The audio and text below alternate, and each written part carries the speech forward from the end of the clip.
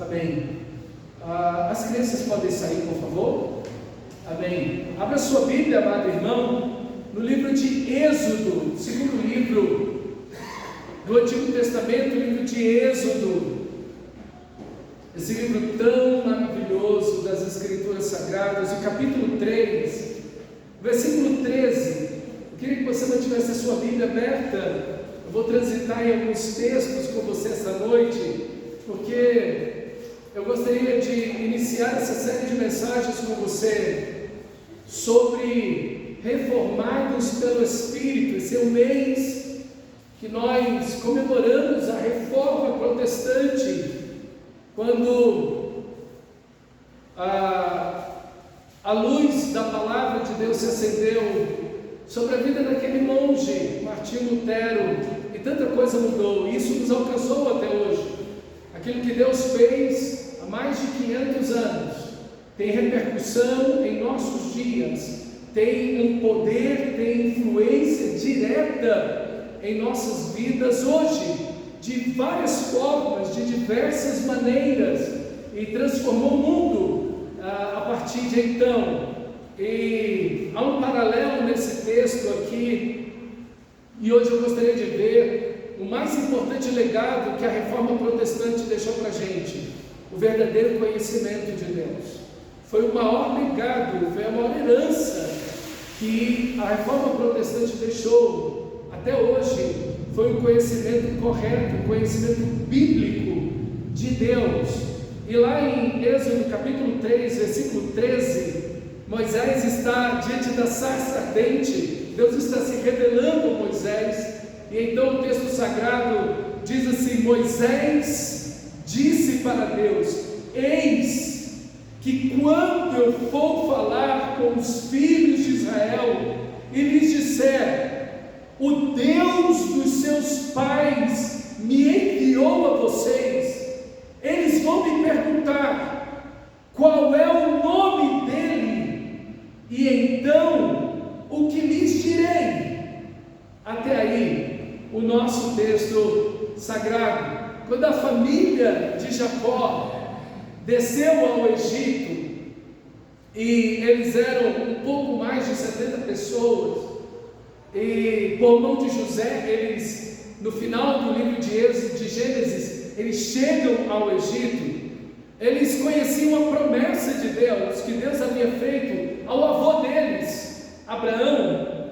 E Deus havia feito uma promessa e uma aliança, a aliança da graça, que em ti, Abraão, serão abençoadas todas as famílias da terra, todas as nações da terra, todas as etnias da terra serão abençoadas. Isso é, eu vou enviar através da sua descendência, um descendente seu será o Messias, será o Salvador do mundo. A promessa que Deus tinha feito a Adão e Eva em Gênesis 3,15. Deus está dando sequência a essa história maravilhosa. Só que depois de 400 anos que Israel entra no Egito, essa família, essa grande família de um pouco mais de 70 pessoas, agora são mais de 3 milhões de pessoas, o tamanho da população do Distrito Federal, com todo o entorno.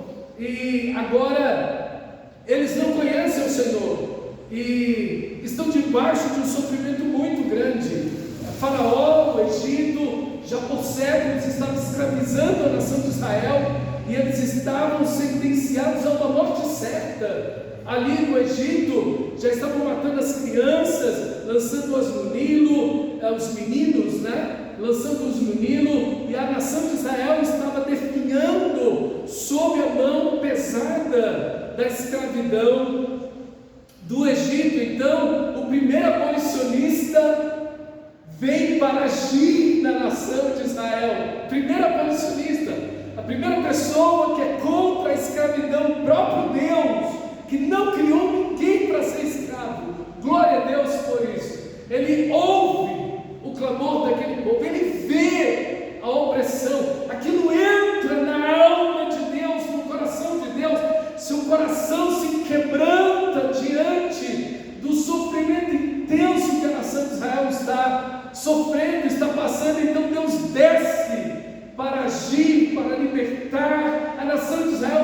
chama aquele velhinho de 80 anos de idade, um beduíno no deserto, Moisés, um homem sem influência política, econômica, sem vigor físico para poder fazer uma guerra, um povo totalmente desorganizado, simplesmente escravos, e agora Deus vai libertá-los. Então, é uma ação que vai ser a maior ação de regeneração, de resgate, de redenção do Antigo Testamento, a libertação do povo de Israel do Egito. Mas é interessante o paralelo porque quando a gente olha a igreja, depois da morte e ressurreição de Jesus, 400 anos depois, a igreja, ela que estava sendo tão perseguida, tão sofrida, mas que tinha aguentado fielmente e tinha preservado a palavra de Deus e tinha pregado o Evangelho, e o mundo estava conhecendo o Senhor Jesus, e por tantas tentativas de vários imperadores romanos de apagar o Evangelho, de destruir a fé cristã, e não tinham conseguido. Há um paralelo aqui entre as duas histórias.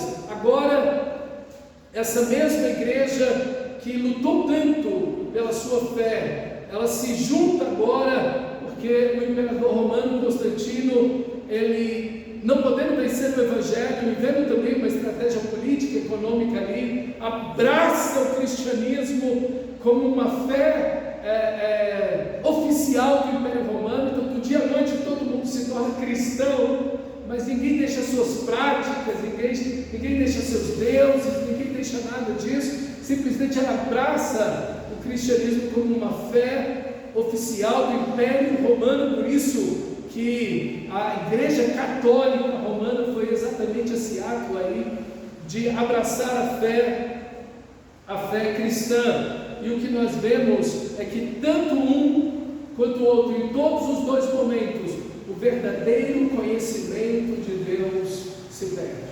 O povo de Israel passa 400 anos na escravidão. Ele é encolhido, abraçado, envolvido pelo Egito.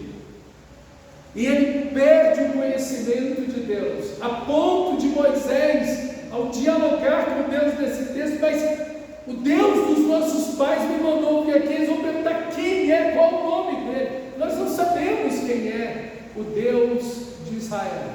E assim, o povo de Israel foi engolido pela cultura, pela fé egípcia. E agora, o que nós vemos é que a igreja, da mesma forma, ela é engolida, ela é abraçada por esse conceito romano e perde o conhecimento de Deus. A reforma protestante vai acontecer 1100 anos depois dessa situação de que o Império Romano abraça o cristianismo como uma fé oficial do Império, e eles foram engolidos pelo paganismo, o misticismo, o sincretismo e o fanatismo. Tanto um no Antigo Testamento, quanto o outro na história da igreja.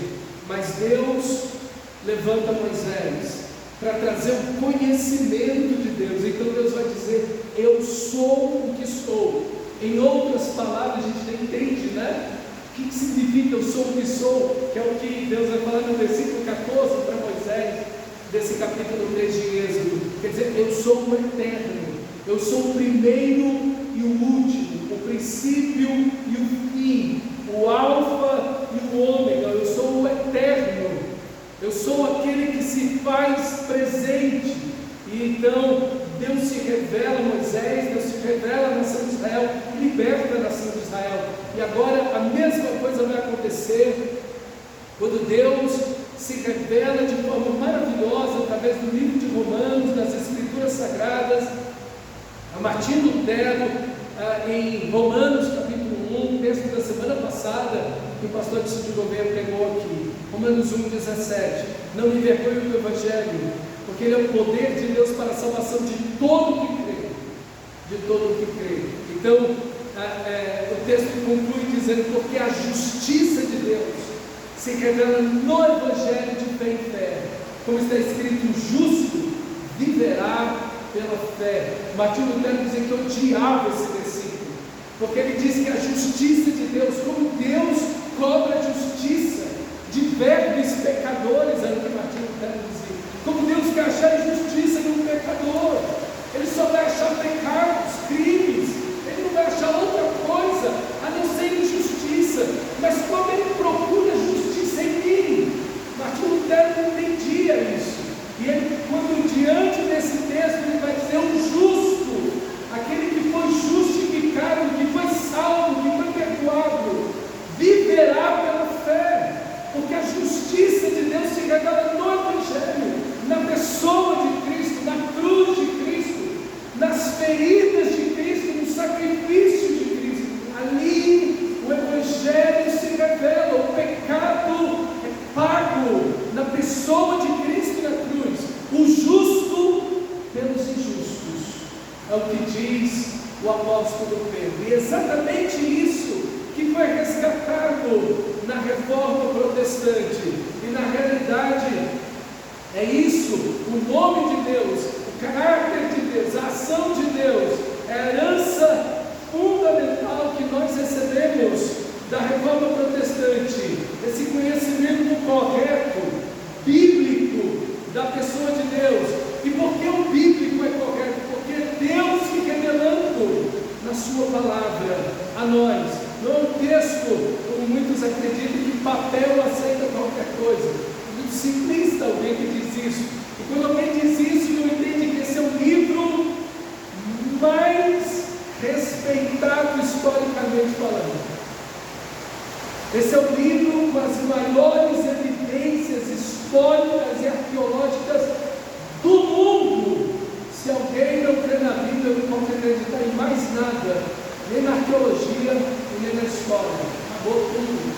Fecha, queima o resto inteiro, porque nenhum livro na história da humanidade supera a palavra de Deus. Esse é o legado mais importante. Nada, queridos, é mais importante do que o conhecimento que você tem de Deus. A coisa mais importante na sua vida é o conhecimento que você tem de Deus. Isso vai guiar e vai determinar tudo na sua vida, sua família, seu casamento, a educação dos seus filhos, o seu trabalho, o seu lazer, como você vive nesse mundo, como você vê política, guerras, como você vê um ser humano. Tudo se determina pelo conhecimento de Deus, pelo conhecimento de Deus. E quando esse conhecimento se apaga, quando esse conhecimento se vai, esse conhecimento bíblico da pessoa de Deus, a única coisa que resta é a escravidão, o misticismo, o sincretismo, o paganismo e o fanatismo. É o que resta, nada mais resta. E é nesse texto sagrado que Deus vai se revelar para Moisés, e é nas Escrituras Sagradas que Deus se revela à sua igreja, a cada um de nós. E como Deus era visto antes da Reforma Protestante, indiscutivelmente Deus era visto como onipotente, todo-poderoso, o Criador de todas as coisas. Assim que Deus era visto, mas também era visto como um Deus impessoal, um Deus distante. Não há relacionamento com Deus, não há comunhão com Deus, não há vida a sós com Deus, não há relacionamento. Deus é um Deus impessoal, distante de mim e de você.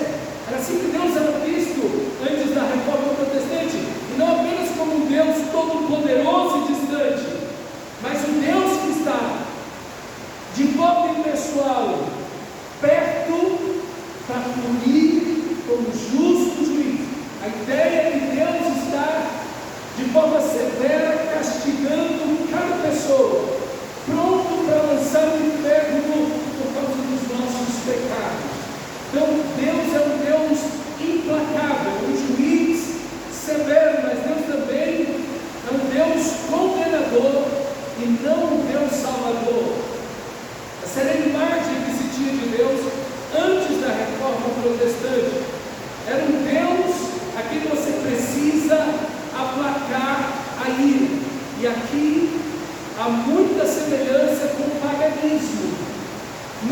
paganismo, os deuses gregos e romanos e de qualquer nação, eles são deuses a quem você precisa aplacar a ira. Aplacar a ira. São deuses que você precisa fazer sacrifícios, são deuses que você precisa trazer oferendas, são deuses maus, duros, que você precisa apaziguá-los, para que eles não venham nos destruir.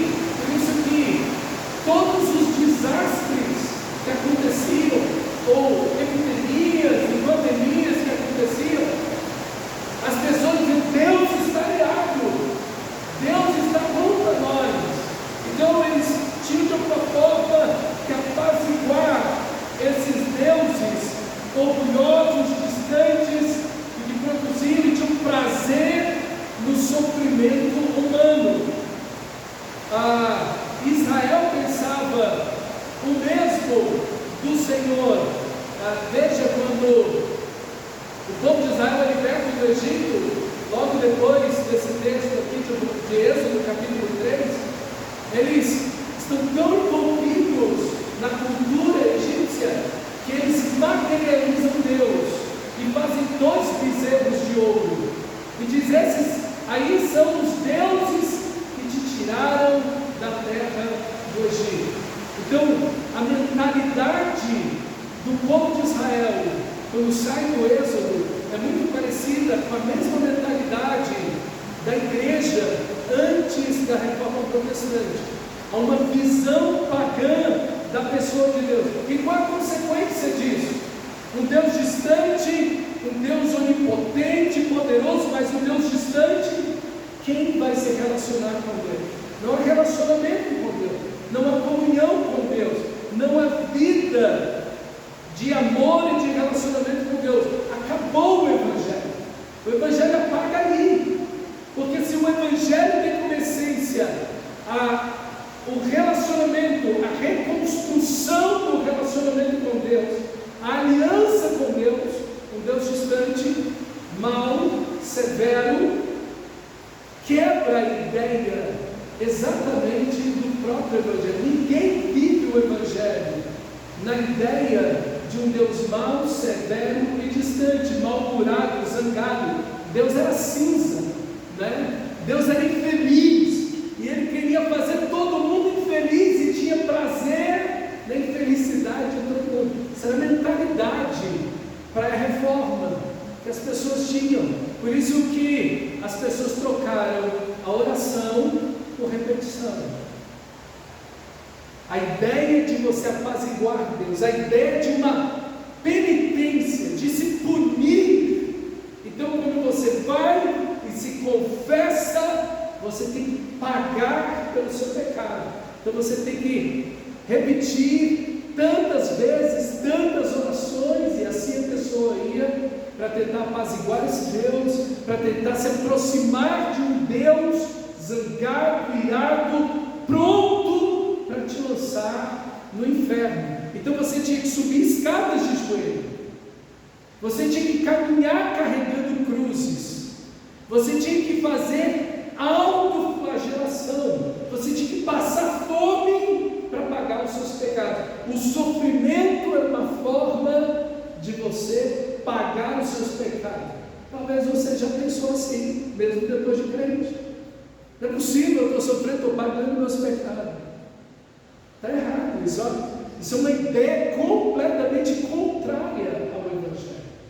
Contrária ao Evangelho. Isso não tem nada a ver com o Evangelho. Então, as repetições de orações, as rezas, são totalmente impessoais. Eu não sei se você já teve a experiência, até mesmo como cristão, de estar orando e estar com a cabeça em outro lugar. A sua cabeça está indo em outra direção. Talvez tenha acontecido com você no culto hoje aqui. Está cantando um cântico, mas sua cabeça está rodando. Eu tenho que fazer isso amanhã, ou eu vi aquele filme, ou eu estou com fome, eu quero. E sua cabeça está em tantos lugares. É essa questão impessoal. E o Evangelho é exatamente o oposto disso. O oposto disso. Veja, irmão, isso é tão severo, isso é uma coisa tão terrível, que as escrituras sagradas, por exemplo, no momento pré-reforma, na zona rural, que era a maioria do que as pessoas viviam, 95 a 98% da população era analfabeta. Na Europa, onde acontece a reforma protestante na Alemanha, 95 a 98% da população era analfabeta. Contando dentro das cidades, eram 90% até 95% de analfabetos. Como as pessoas iam ler a Bíblia? Como as pessoas iam conhecer a Bíblia? Outra, a língua do culto era o latim, uma língua que já havia morrido. O latim morreu no século IX, foi declarado como língua morta. Olha, para você ter uma ideia, em 1960 ainda haviam missas sendo rezadas no Brasil em latim. Alguns irmãos aqui pegaram esse momento de ir para a missa e ver a missa sendo rezada em latim e o padre de costa para você. De costa. As orações, as rezas eram em latim, a leitura do texto era em latim, tudo era em latim, que é uma coisa mais impessoal, ininteligível, não dá para compreender, não dá para saber. O latim já tinha morrido há 1000 anos. O latim, como língua, como idioma, já caiu em desuso e morte como língua há 1000 anos, e só parou de ser usado em 1960, aqui no Brasil.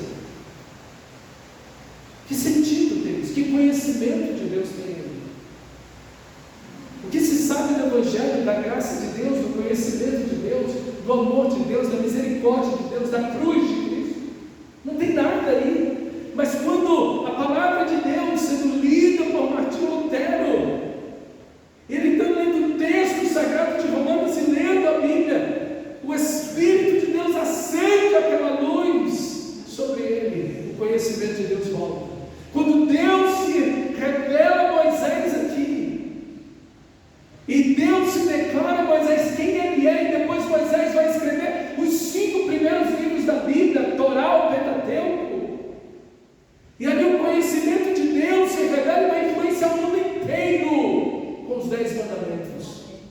Os 10 mandamentos vão influenciar o mundo inteiro, tanto ocidental como oriental. Os 10 mandamentos vão influenciar tudo, todas as sociedades. Tem como base os 10 mandamentos, que Deus falou e a nação de Israel ouviu do monte.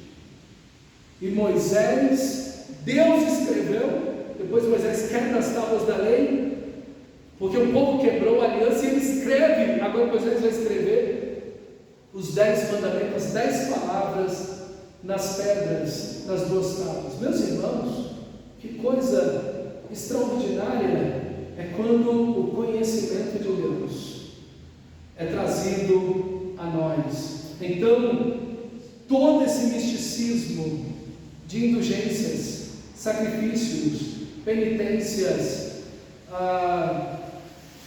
tudo isso acaba. Tudo isso acaba. E como Deus é visto hoje pela maioria dos evangelhos? Será que ficou muito diferente? Ainda parece que se assume uma leitura da pessoa de Deus, ainda que inversamente oposto, mas ainda tem um homem como centro. Veja, quando o conhecimento de Deus se apaga, e é o que aconteceu na reforma, antes da reforma protestante, o homem é o centro. E aqui está o grande aspecto das religiões. Parece que o centro das religiões são os deuses que eles têm, mas de fato não. É o próprio ser humano em busca da sua autossalvação. E é isso que todas as religiões têm em comum. Eu quero me salvar pagando os meus pecados. Eu quero me salvar pelas minhas boas obras. Eu quero me salvar pelo meu sofrimento. Eu quero me salvar pelo meu caráter e por aquilo que eu faço para os deuses. É sempre a mesma coisa. Eu quero merecer a salvação. Só que no Evangelho é o contrário. Você não merece, Deus te dá. pela graça sois salvos, mediante a fé. Você não merece, isso é um dom de Deus, não por obras, para que ninguém se glorie. Então, o Evangelho é o inverso.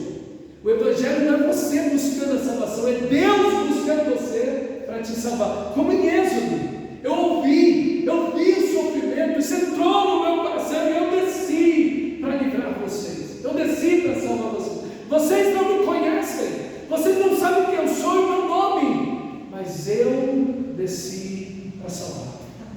Isso é o Evangelho. O Evangelho é isso. É Deus agindo na nossa história. É Deus entrando na nossa história. Nós que não conhecemos, nós que não amamos, mas Ele nos amou primeiro. Deus amou o mundo de tal maneira que deu seu Filho. Deus não deu seu Filho para nos amar. Deus deu seu Filho porque Ele já nos amava. Já nos amava. Isso é o Evangelho. E Deus está vendo que todas as nossas justiças estão contaminadas com o pecado. Todas as nossas justiças são como um trapo de imundície. São como um lixo. Toda a nossa justiça. Então Ele coloca toda a justiça de Cristo sobre nós. E toda a nossa injustiça sobre Cristo Jesus. E então Deus faz a doce troca. Isso é o Evangelho.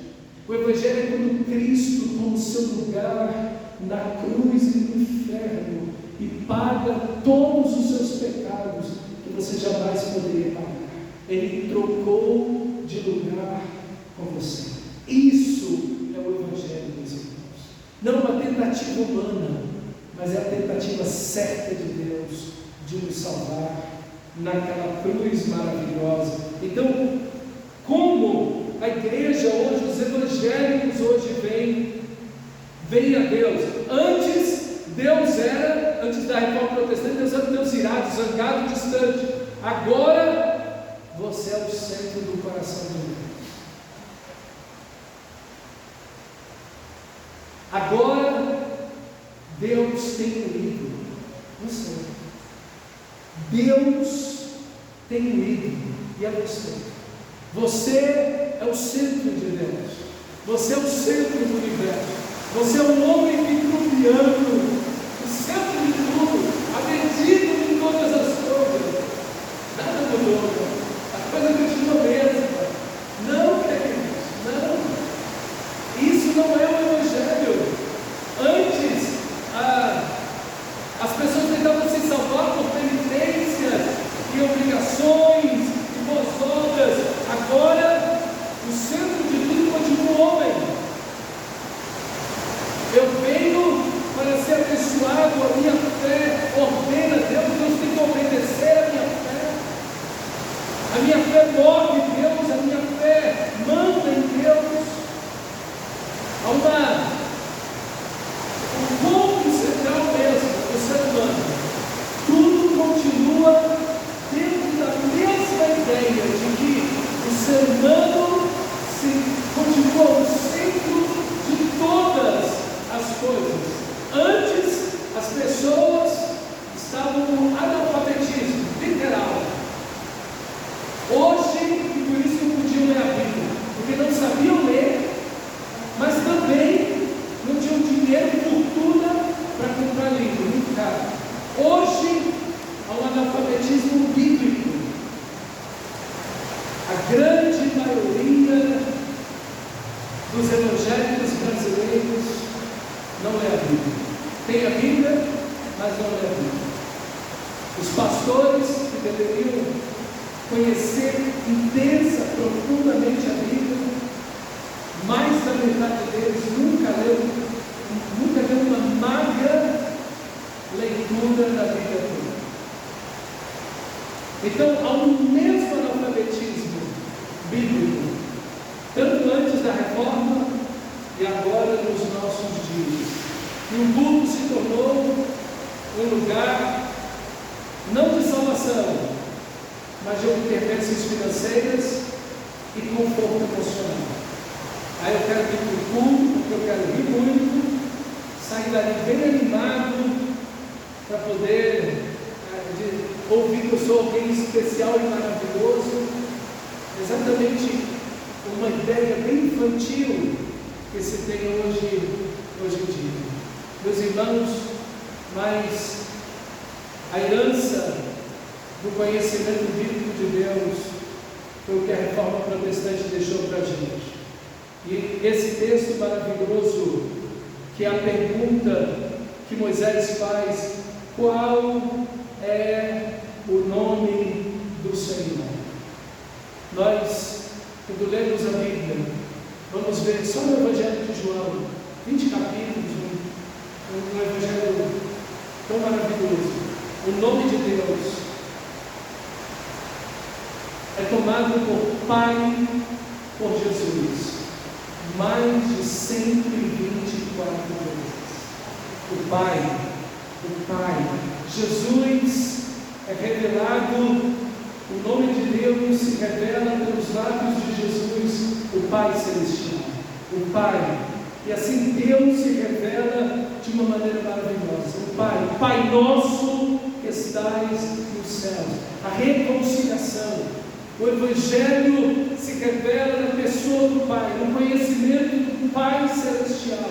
Esse Pai, como na parábola do amor do Pai, o Pai que espera o Filho retornar, ainda que no chiqueiro, e ele espera o seu Filho amado.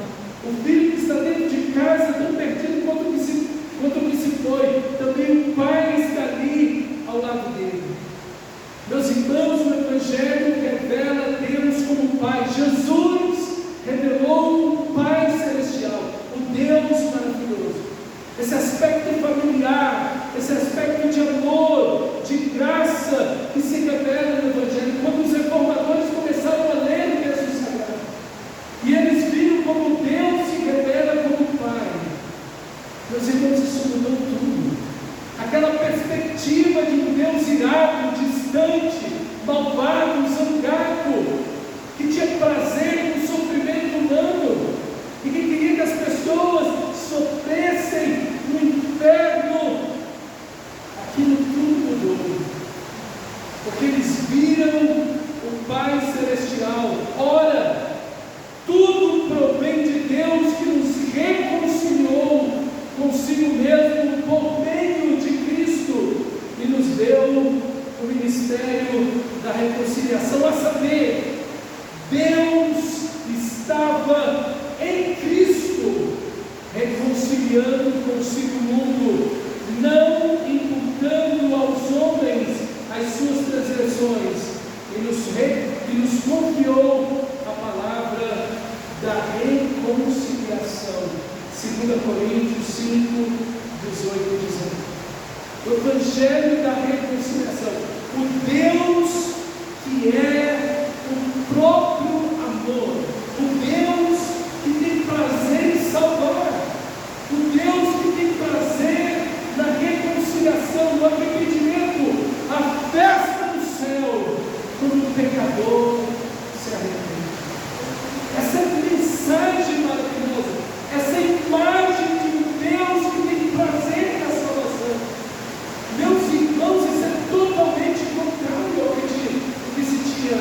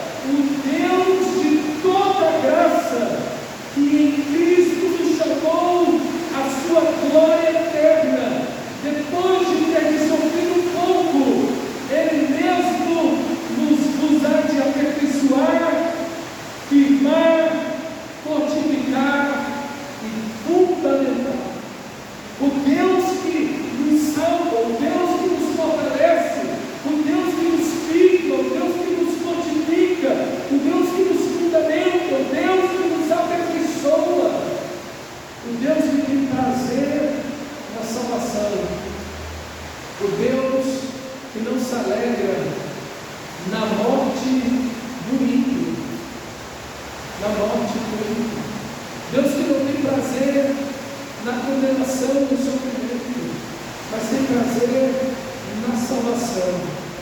Essa imagem de um Deus ranzinza, duro, cinza e feliz some, meus irmãos, no Evangelho. No Evangelho nós vemos um Deus de toda a graça, não de algum amor, não de muito amor, mas de todo amor, que vem até nós em Cristo Jesus. Um Deus que você não precisa ter medo de se aproximar dele, porque o sangue de Jesus, seu Filho, nos purifica de todo o pecado. Sim, de fato, você deveria temer a Deus se Jesus não derramasse o seu sangue na cruz. Você deveria ter todo medo de Deus e jamais tentar se aproximar dele se Jesus não tivesse derramado o seu sangue naquela cruz, se Jesus não tivesse sido te substituído naquela cruz. Nós vemos o amor de Deus. Deus prova o seu amor. Esse texto maravilhoso de 1 Timóteo, ele é extraordinário. Diz assim, 1 Timóteo 2,3: isto é bom e aceitável diante de Deus, nosso Salvador, o qual deseja que todos os homens sejam salvos e cheguem ao pleno conhecimento da verdade, porquanto há um só Deus e um só mediador entre Deus e os homens, Cristo Jesus, homem, o qual a si mesmo se deu em resgate por todos. Meus irmãos, esse texto maravilhoso, que mostra que há um só Deus e um só mediador entre Deus e os homens, Cristo Jesus, homem. Ele se deu para resgatar a todos. Por isso Jesus disse: ninguém vem ao Pai a não ser por mim. Não existem indulgências, penitências, nada. Você pode carregar cruzes, você pode sofrer, você pode ser um bom pai ou uma boa mãe. Nenhuma religião pode salvar, nenhuma religião levará você a Deus. Jesus é o único caminho, Jesus é a única verdade, e Jesus é a única vida, e ninguém vem ao Pai a não ser por mim. Veja quanto amor existe nessa frase, veja quanto amor de Deus existe nessa sentença. Se Deus colocasse 10 caminhos que levassem a Ele, nós erraríamos. Mas Deus nos ama tanto e coloca um único caminho, para que não erremos, uma única verdade, para que não estejamos em trevas. Cristo Jesus, o nosso Senhor. Quanto amor, irmãos, quanta bondade, quanta misericórdia em Deus, em nos dar um só mediador entre Deus e os homens. E a expressão, o qual deseja o nosso Deus Salvador, o qual deseja que todos os homens sejam salvos e cheguem ao pleno conhecimento da verdade. Quanto amor em Deus, todo amor em Deus, toda misericórdia em Deus.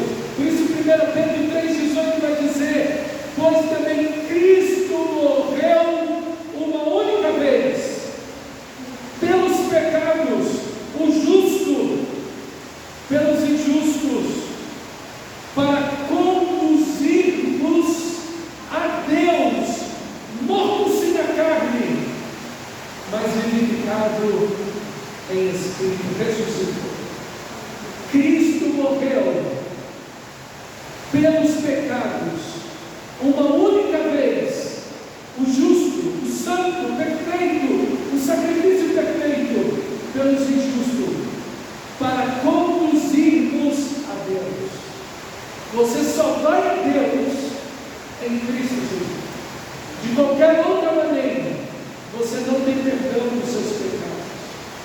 Então, irmão, diante desse Pai, desse nosso Salvador, do nosso mediador, esse Deus que se alegra na salvação pessoal, o Pai Celestial, como é que você vai orar agora? Vai fazer rezas, repetições? Não. Você pode abrir sua alma a Deus. Você pode abrir seu coração a Deus, aproximando-se com confiança, não confiança em você mesmo, mas confiança no sangue de Jesus, naquilo que Cristo fez naquela cruz. Então teve ousadia e rapidez para entrar no Santo dos Santos, em plena confiança diante de Deus, porque Jesus orou: Pai nosso que estás nos céus. Glória a Deus, irmãos. Glória a Deus. A nossa vida de oração pode ser totalmente nova. É lindo quando os reformadores mostram que os salmos falam por nós a Deus. Quando eles leram os salmos, eles viram que os salmistas abrem o coração para Deus. Deus é um Deus pessoal. Deus conhece a tristeza do seu coração. Das profundezas, Senhor, eu clamo a Ti. Deus sabe onde você está. Deus sabe as circunstâncias que você se encontra. Deus sabe se o seu coração partiu. Deus sabe se você está doente. Deus sabe se você está em sofrimento, em perseguição, em dor, em aflição. Deus conhece você completamente, totalmente. Deus é um Deus pessoal. Deus é um Deus que nos conhece. E quando a oração, quando o louvor, os céus proclamam a sua glória. E o salmista diz, no Salmo 24, do Senhor é a terra e a sua plenitude, o mundo e os que nele habitam, tudo é dele. Tudo foi criado por Ele, por meio dele, e para Ele todas as coisas existem. E os salmistas adoram a Deus e glorificam a Deus e chamam a natureza para glorificar a Deus e adorar a Deus. E o povo de Deus adora o Senhor e exaltam a Ele, o Criador, o sustentador de toda a vida, o Deus bondoso que faz essa chuva extraordinária cair sobre bons e maus. A chuva é dele e Ele é fiel. Faz as estações do ano, o dia e a noite, e Ele governa tudo, e dá comida a todos, e dá fôlego de vida a todos, ainda que não reconheçam o seu amor, a sua bondade, e não levantem a voz para dizer: Senhor, obrigado por esse alimento, obrigado por essa chuva, obrigado, Senhor. Ele é bom, santo, justo, verdadeiro, salvador, amoroso, gracioso, eterno, o glorioso, o Rei dos Reis, o Senhor dos Senhores. Esse conhecimento estava nas trevas, até que Deus rompeu e trouxe à luz o conhecimento dele. O conhecimento dele. Isso mudou tudo.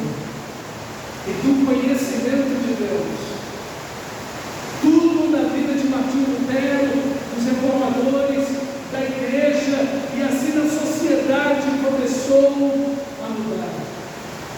Tudo começou a ganhar contornos divinos.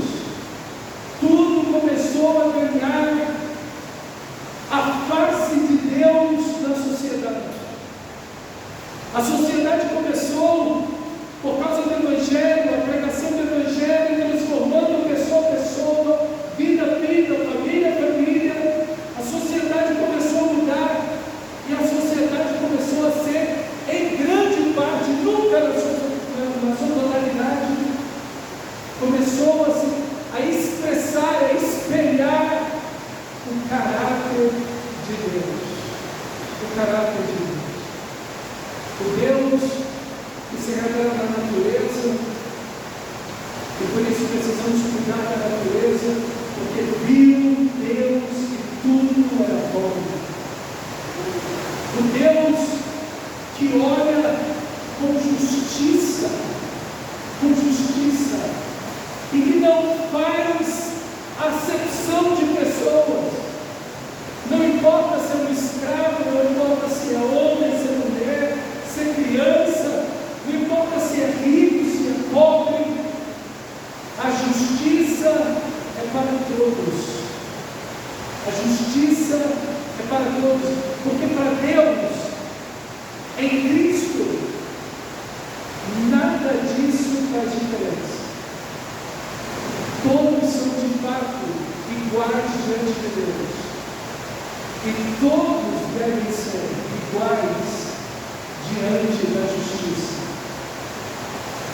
Diante da justiça. Essa equidade é vista.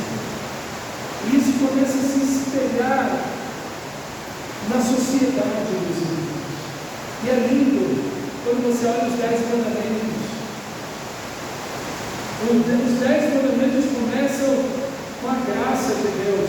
Êxodo 20, mesmo livro que você está agora, capítulo 20, versículo 1 diz assim: então Deus falou estas palavras: eu sou Deus que te tirei da terra do Egito, da casa da escravidão. Veja o Deus de graça, o Deus de misericórdia, o Deus de amor, o Deus salvador, o Deus todo-poderoso, o Deus que derrotou os falsos deuses do Egito, o Deus que você não conhecia, mas que veio até você, o Deus de toda bondade e misericórdia, que alcançou você. Os 10 mandamentos começam com Deus de graça, mas acaba com o misticismo, acaba com toda espécie de paganismo. Não terás outros deuses diante de mim, não farás para ti imagem de escultura, nem semelhança alguma do que é em cima dos céus, nem na terra, nem debaixo da terra, nem das águas. Não se prostrarás diante dessas estátuas, não as adorarás, não lhes darás culto. E esses deuses acabavam com a cultura, acabavam com as famílias, pervertiam as famílias, destruíam as nações, exigiam sacrifícios humanos. E Deus diz: eu abomino tudo isso, eu detesto tudo isso. Há um só Deus e um só mediador entre todos os homens, Cristo Jesus, homem.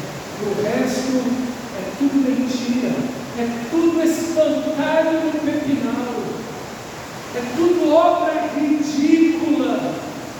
Nada disso existe. A árvore não é Deus, o gato não é Deus, o boi não é Deus, o crocodilo não é Deus. Não existe nada disso de mãe natureza. Existe um único Criador, o Senhor de tudo, o dono de todas as coisas, o Criador e sustentador de toda a vida. Glória a Deus por isso. Então ele vai colocar agora o povo de Israel dentro de uma sociedade centrada em Deus. Versículo 6.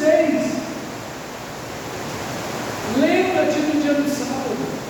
Uma sociedade que está centrada em Deus, no único Deus, que não toma o nome de Deus em vão, mas uma sociedade centrada em Deus, que adora Deus, que cultua Deus, que celebra Deus, que reconhece em Deus toda boa dádiva e tudo que é perfeito, que se reúne para conhecer a Deus, para ler a sua palavra, adorar o seu nome, exaltá-lo todo dia, toda semana, consagrada a Ele. E então Ele vai dizer: honra o teu pai e a tua mãe. A maioria dos males sociais que nós temos vêm da desobediência aos pais e às mães. Ladrões, corruptos, mentirosos, imorais, famílias destruídas, disfuncionais, vem da desobediência do pai e mãe. Deus está preservando o que Ele criou, a família, o núcleo familiar, o pai e a mãe, o relacionamento conjugal. Não adulterarás. Glória a Deus. Famílias que não são dissolvidas, que não são destruídas, fidelidade conjugal, fidelidade matrimonial, relacionamentos familiares preservados. Não mate uma sociedade onde não existe violência, injustiça, porque matar não é só atirar com uma faca ou com um revólver, com uma arma contra uma pessoa, mas é você não fazer mal ao seu próximo, nenhum tipo de mal. Pelo contrário, você só vai buscar o bem. Anda o teu próximo como a ti mesmo. Isso é não matar. Não matar é ser bom com o seu próximo, é ser bom com as pessoas com quem você trabalha, com os seus vizinhos, com as pessoas dentro de casa, com a comunidade onde você está. É ser bom com as pessoas, é não guardar raiva, rancor, ódio, mágoa, ressentimento no coração. Isso é não matar, disse Jesus, falando desse mandamento em Mateus capítulo 5. Não furte, não roubar, não defraudar, não enganar, não tomar o que é do outro. Imagina uma sociedade maravilhosa assim, onde a honestidade, a justiça se faz presente. Imagina uma sociedade onde não há fake news, não darás falso testemunho. Não há fake news, porque o pai de toda fake news é o diabo, porque o pai da mentira é ele, é o diabo. Não darás falso testemunho, não é mentira, mas a verdade prevalece. No pequeno ou no grande. Eu não sei o que os políticos vão fazer, como iam ser as campanhas políticas, como ia ser a venda de produtos. Você imagina, um produto só pode dizer aquilo que de fato ele faz. Você não é enganado quando compra um produto, porque no rótulo diz exatamente o que ele faz. Exatamente o que ele faz. Não há falsa propaganda. A qualidade do produto é aquilo que ele diz que tem, nem menos nem mais. Imagina viver numa sociedade assim. Não cobiçarás nada do seu próximo. E ele traz lá para dentro do coração. Os 10 mandamentos terminam aonde ninguém vê, onde ninguém sabe, só você Deus. Esse único e verdadeiro Deus. Não terás outros deuses diante de mim. Eu sou o único. Esse Deus que olha lá para dentro do seu coração, esse Deus pessoal, a quem você ora, a quem você ama, a quem você vive, a quem você serve. Ele sabe o seu coração. É aquilo que olho algum pode ver, ninguém pode saber. Deus sabe. Não cobiçarás. O coração limpo diante de Deus e diante dos homens. É aqui que depois da reforma protestante, e aqui com Moisés, é o que Deus gostaria. Essa é a sociedade, essa é a vida que Deus quer que nós tenhamos, de um Deus único, soberano, amoroso, que ama a família, o casamento. É um Deus que odeia o divórcio. Ele mesmo diz isso em Malaquias: eu odeio o divórcio. Ó Deus que preserva o pai, a mãe, os filhos, que preserva o trabalho e não o roubo, porque o meu pai trabalha até agora, disse Jesus. Então trabalha na bênção, o roubo não. Esse Deus maravilhoso, que é a própria verdade, o caminho, a verdade e a vida. Que eu tenho mentira, o falso testemunho. Esse Deus maravilhoso que se revela na sua palavra é o que vai mudar a minha vida e a sua vida. É o que vai mudar as nossas famílias e a sociedade principalmente. É o Deus que me chama a viver ao lado